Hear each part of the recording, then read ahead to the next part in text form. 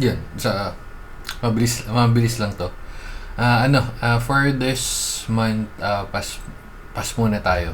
Bibigay ko kay Peggy kasi yung ano.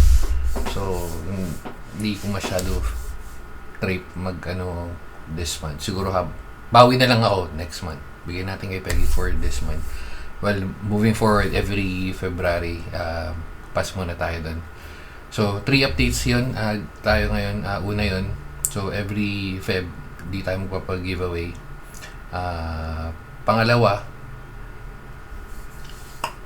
yung sa nagtatanong dun sa mga kung nagbebenta tayo ng keyboard, di ko kasi maasikaso dahil nga medyo busy, pero in the process na naman. So kaya medyo natambakan tayo ng keyboard, so ay asukasuhin natin yon. Tsaka kaya pupunta tayo do sa third agenda for this kasi yung last na, well, naintindihan ko naman na gusto niya rin makakuha agad yung napanalunan niyang keyboard, pero kasi nagka-problema dun sa courier sa Google Express, hindi nila tinatanggap, medyo malaki kasi yung box.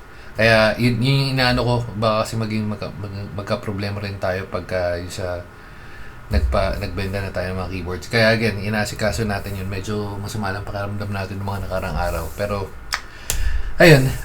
Tapos pag-isipan ko pa, dahil nga dun, di ko alam kung sasagutin ko pa ba yung shipping ng mga susunod na mananalo or yung shoulder na nung nanalo.